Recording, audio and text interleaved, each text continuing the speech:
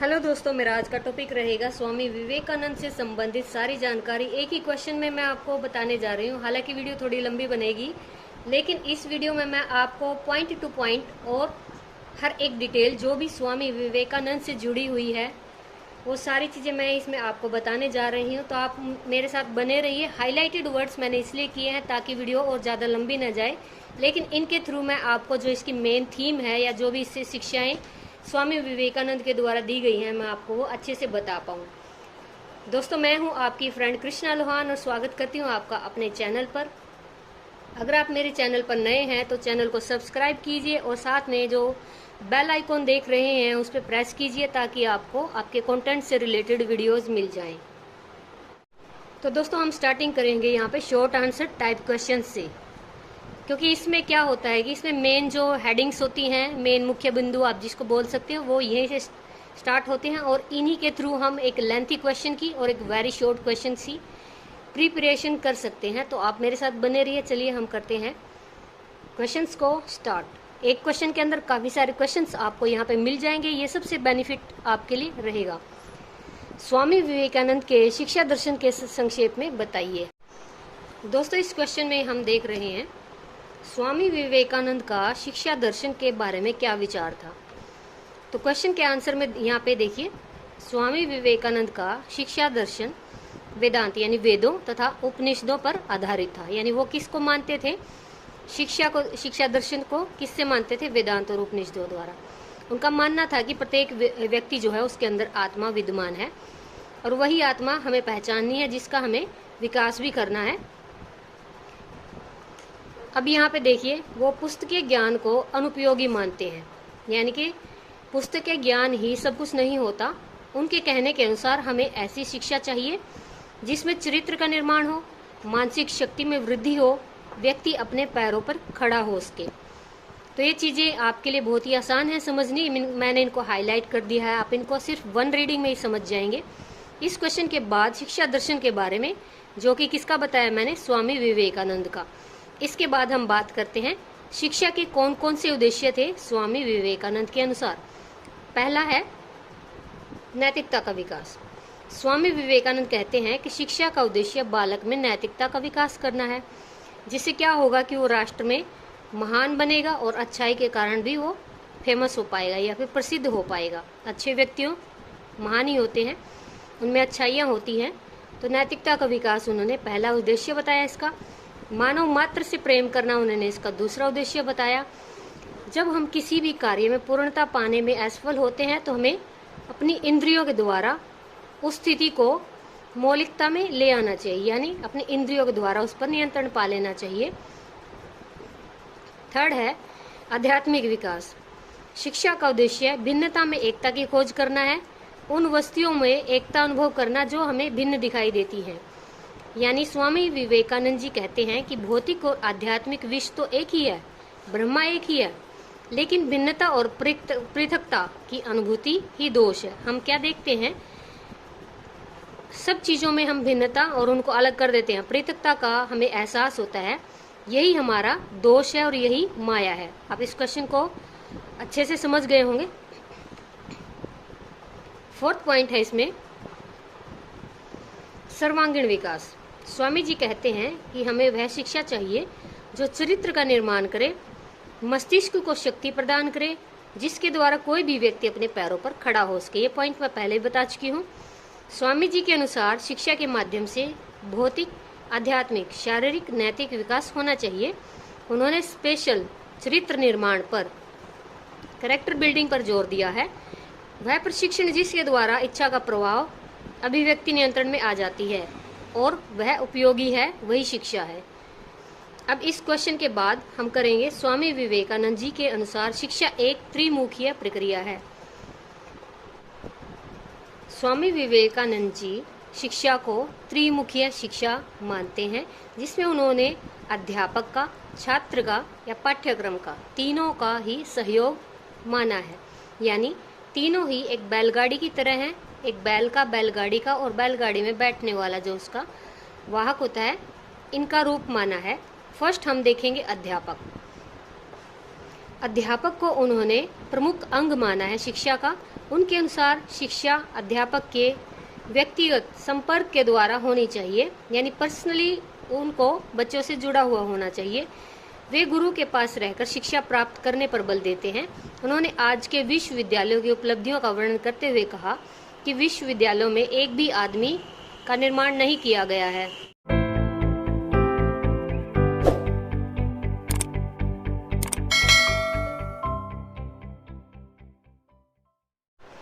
दोस्तों यहाँ पे उन्होंने क्या कहा है, विश्वविद्यालयों ने एक भी आदमी का निर्माण नहीं किया। मीन्स क्या है कि अध्यापकों को छात्रों के सम्मुख जीवंत उदाहरणों को पेश करना चाहिए, जिससे वो प्रेरक होकर प्रेरणा लेकर अपने जीवन में आगे बढ़ पाएं या उनसे ज़्यादा से ज़्यादा वो सहायता ले सकें।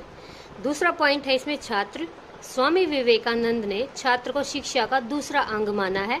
उन्होंने छात्र को कहा कि तुम ब्रह्मचर्य में रहकर गुरुगृह में जाओ और वहाँ पे अपने व्यक्तित्व का विकास करो। तुम स्वयं ही संसार में सबसे बड़ी पुस्तक हो। छात्रों को ही कहा है, जब तक भीतरी अध्यापक नहीं खुलता सारा शिक्षण व्यर्थ है। यानी छात्रों को उन्होंने क्या कहा है कि तुम ही संसार की सबसे बड़ी पुस्तक यानी बुक हो। अगर तुम्हारे अंदर का अध्यापक जागृत नहीं होता है तो तुम कभी भी इन चीज़ों को सीख नहीं पाओगे। थर्ड पॉइंट उन्होंने यानी अंग बताया है शिक्षा का, पाठ्यक्रम। अब पाठ्यक्रम एक ऐसी धुरी होती है जो अध्यापक छात्रों को देता है। आप भी जानते हैं शिक्षा का पाठ्यक्रम एक ऐसा माध्यम होता है जो बालक के सर्वांगीण विकास में सहयोग देता है।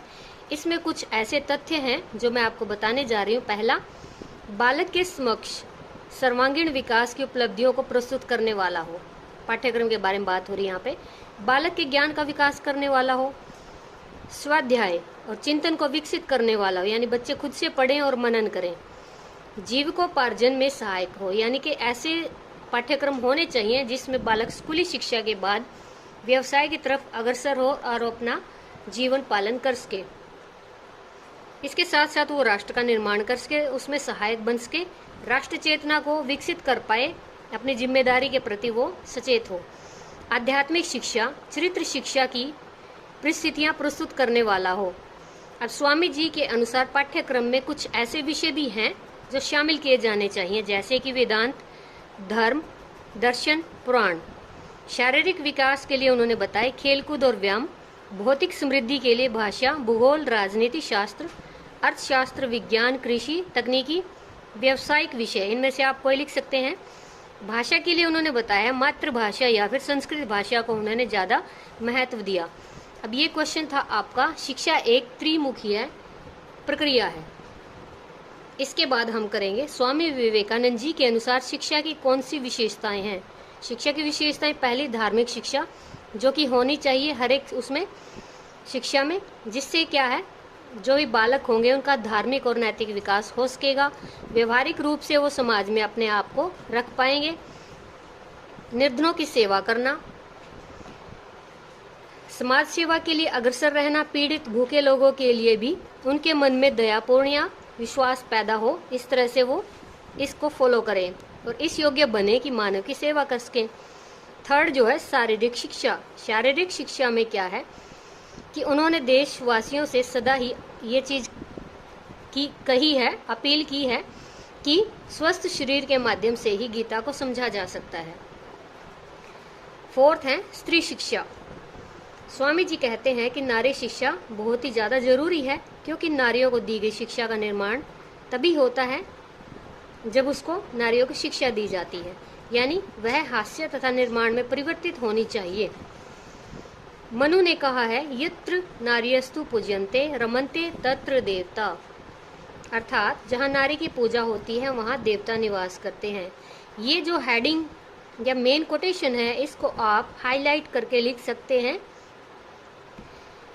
आगे है स्वामी जी के अनुसार शिक्षा दर्शन संबंधी आधारभूत सिद्धांत। शिक्षा दर्शन से संबंधित आधारभूत सिद्धांतों के बारे में हम यहाँ पे आगे पढ़ेंगे। ज्ञान का व्यक्ति के भीतर निवास, पुस्तकों का अध्ययन ही शिक्षा नहीं है, जैसे कि ऊपर बताया था मैंने पहले। ज्ञान व्यक्ति के मन में विद्यमान होता है, वह स्वयं ही सीखता है, स्वयं सीखकर बच्चा सीखता है और उस ज्ञान को और ज़्यादा वो विस्तृत करता है।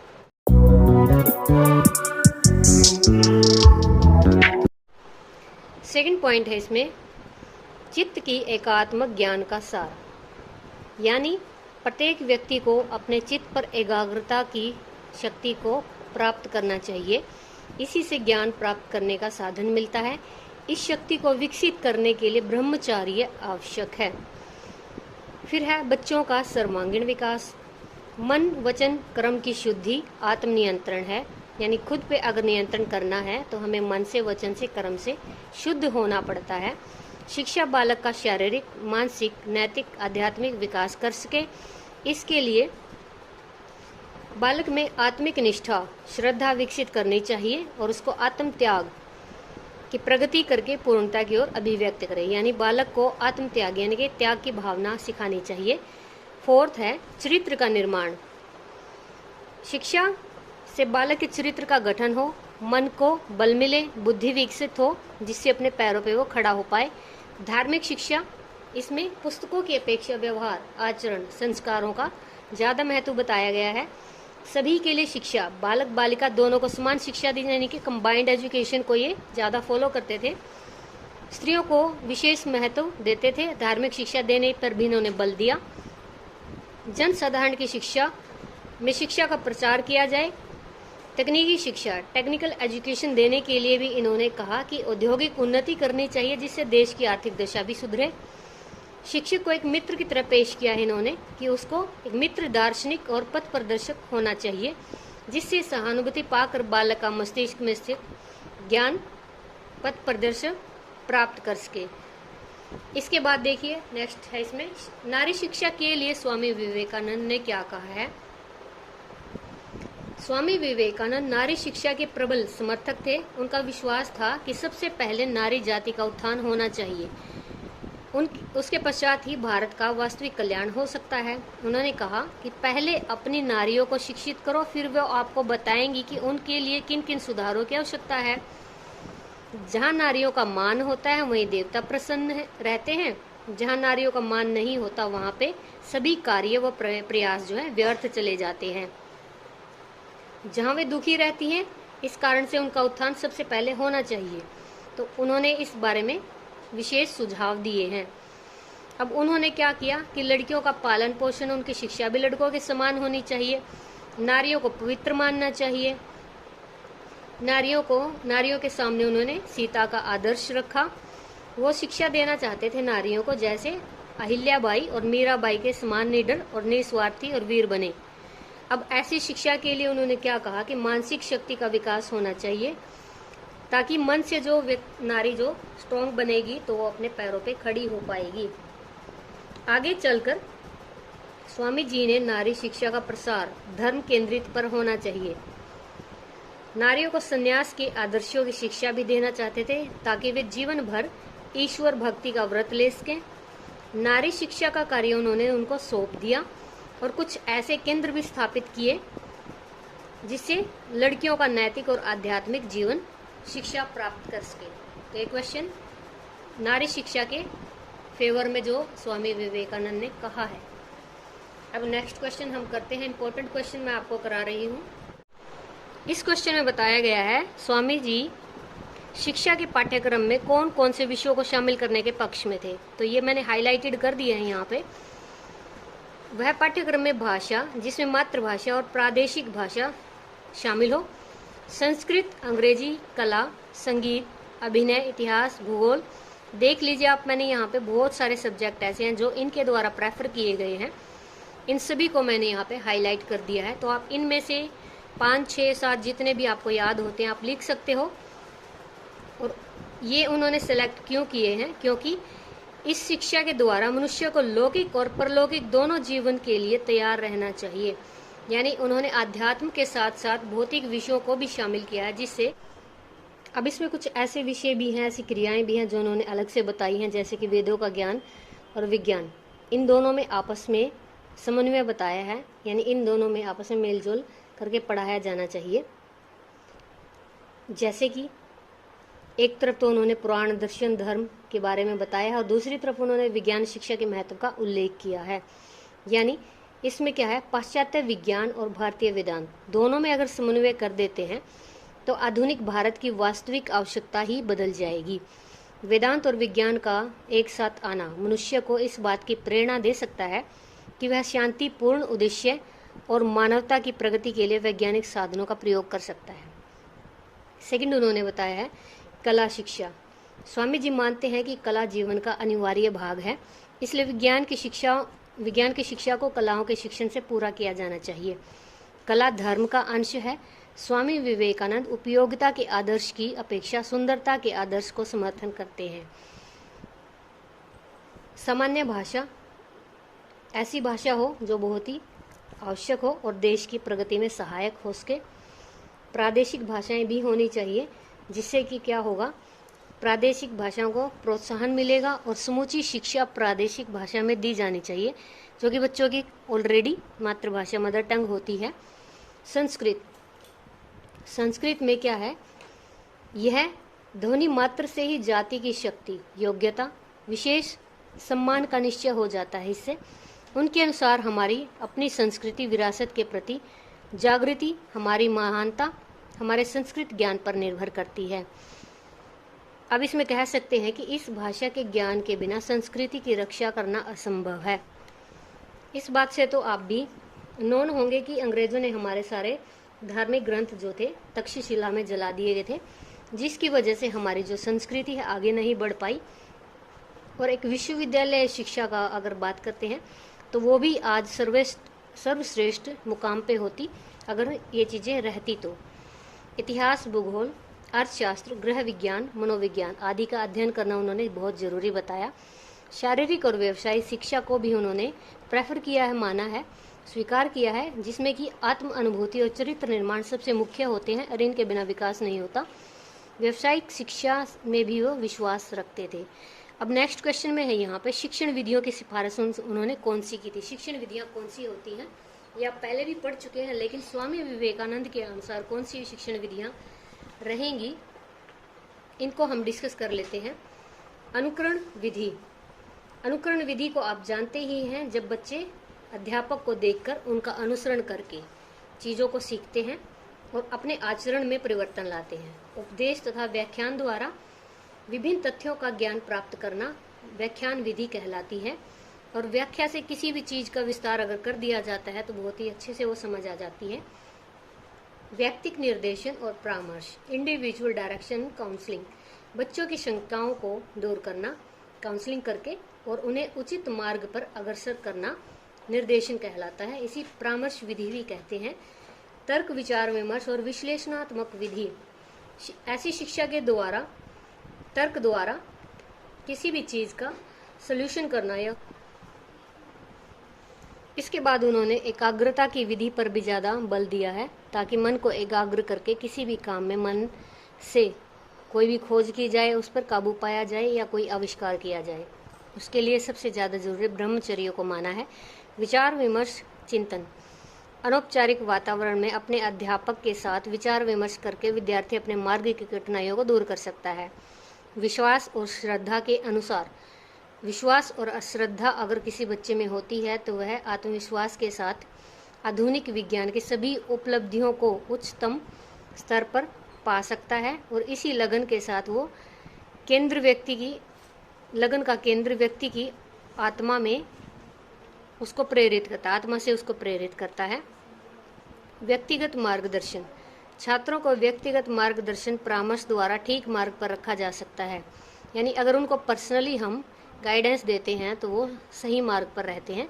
शिक्षा में स्वतंत्रता, स्वामी विवेकानंद शिक्षा में स्वतंत्रता के बड़े समर्थक थे, क्योंकि यह पहली अवस्था होती है जो अध्यापक को अपने विद्यार्थियों पर किसी प्रकार का दबाव न डालकर उन्हें खुले मन से उनको देनी चाहिए।